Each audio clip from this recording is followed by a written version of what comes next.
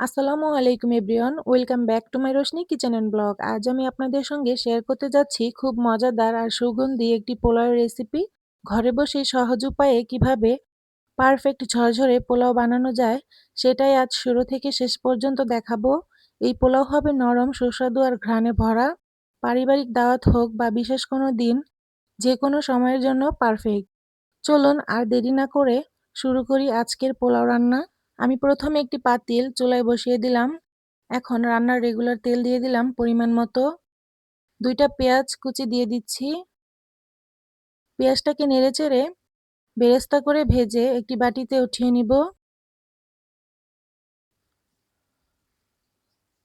এই তো, এখন একই পাতিলে দিয়ে দিচ্ছি আরও কিছুটা রান্নার রেগুলার তেল, একটা পেঁয়াজ কুচি। পেঁয়াজটাকে নেড়েচেড়ে একটু ভেজে নিব। এরপর দিয়ে দিচ্ছি গোটা গরম মশলা, দারচিনি, তেজপাতা, লবঙ্গ আর এলাচ।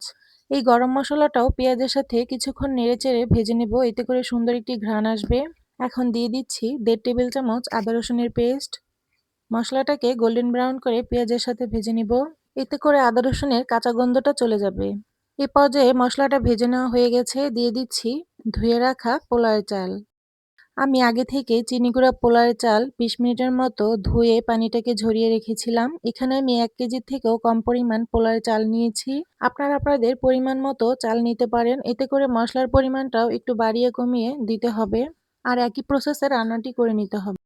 আর পোলাওটা রান্নার পূর্বে অবশ্যই চালটাকে 20 মিনিট অথবা আধা ঘন্টার মতো ধুয়ে পানিটা ঝরিয়ে রাখতে হবে, তাহলে পোলাওটা পারফেক্ট ঝরঝরে হবে। রেসিপিটি খুব ভালোভাবে দেখলে আপনারাও খুবই সুন্দর পোলাও রান্না করে নিতে পারবেন। আমি কিন্তু চালটাকে খুব ভালোভাবে নেড়েচেড়ে কিছুক্ষণ ভেজে নিলাম। এখন হাফ কাপ কমে চালের ডাবল পানি দিয়ে দিয়ে দিলাম 5টা আস্ত কাঁচামরিচ আর স্বাদ মতো লবণ, 1.5 চা চামচ। দিয়ে দিলাম হাফ কাপ পরিমাণ জাল করে রাখা গরুর দুধ। এরপর নেড়েচেড়ে খুব ভালোভাবে মিশিয়ে নেব। এখন ঢাকনা দিয়ে ঢেকে চুলার আঁচটা বাড়িয়ে বলক উঠিয়ে নেব। বলক চলে আসছে, এ পর্যায়ে ঢাকনাটা তুলে আরেকটু নেড়েচেড়ে আবারও ঢাকনা দিয়ে ঢেকে চুলাটা মিডিয়াম করে রেখে পানিটাকে টানিয়ে নেব। এ পর্যায়ে ঢাকনাটা তুলে নিলাম।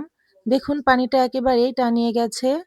এ পর্যায়ে আমি আরেকটু নেড়েচেড়ে চালটাকে উপর নিচ করে সমান করে দিয়ে চুলার আঁচটা লো মিডিয়াম আঁচে রেখে চালটা সম্পূর্ণ ফুটে যাওয়া পর্যন্ত ঢাকনা দিয়ে ঢেকে রেখে দিব। রেসিপিটি শুরু থেকে শেষ পর্যন্ত যারা দেখছেন তাদেরকে অসংখ্য ধন্যবাদ। এ পর্যায়ে আমি ঢাকনাটা তুলে নিলাম। মাশাআল্লাহ, দেখুন চালটা কিন্তু সম্পূর্ণই ফুটে এসেছে। এ পর্যায়ে আপনাদের একটু নেড়ে দেখাচ্ছি।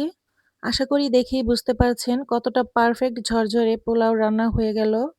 ঘরেই পারফেক্ট সুগন্ধি ঝরঝরে পোলাও রান্না করে নিন একদম সহজভাবে।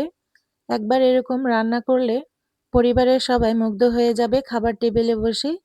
এ পর্যায়ে দিয়ে দিলাম পেঁয়াজ বেরেস্তা। ইতিমধ্যে যারা চ্যানেলটি সাবস্ক্রাইব করেছেন তাদেরকে অসংখ্য ধন্যবাদ।